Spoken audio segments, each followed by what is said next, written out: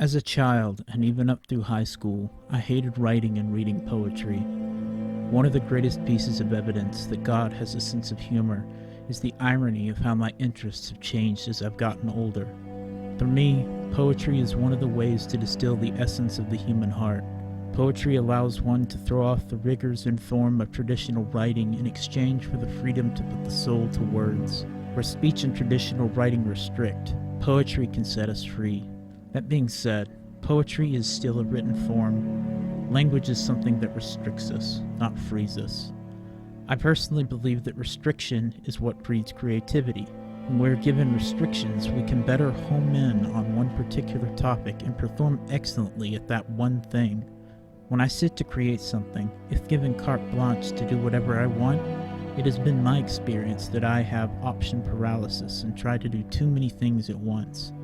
Paralysis is where creativity is stifled. We can experience our language being stifled all the time. One example I experienced where language was a barrier to communication was in class back in college. The course was called After Jesus, From Paul to Christianity. In this class, we were discussing the differences between the faith in Jesus and the faith of Jesus. I raised my hand to give my response to this question, and communication just completely failed me. I knew what I wanted to say inside my head, but I couldn't form a series of words that accurately conveyed my response.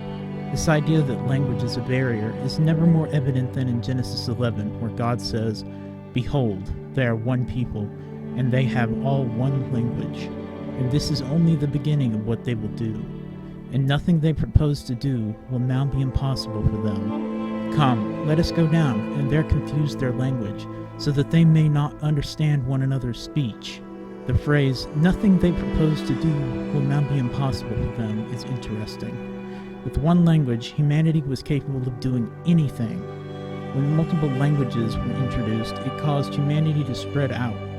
Divided we are conquered.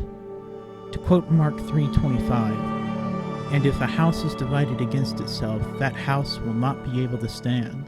This division can be overcome, however. God speaks in a universal language. For those in a relationship with God, we can see Him speak to us through the mundane. He doesn't have a language that impedes us from Him. Even for those who do not believe in God, He still speaks. For the wrath of God is revealed from heaven against all ungodliness and unrighteousness of men, who by their unrighteousness suppress the truth. For what can be known about God is plain to them, because God has shown it to them.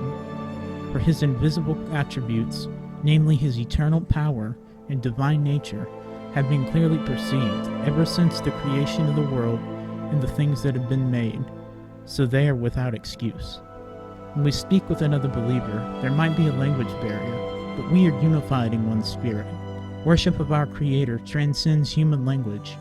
No matter where you are in your life, and no matter what language you speak, God can and will communicate with you. We can either reject Him or accept Him. As a member of God's kingdom, we all play a part in the everlasting glory of our Creator.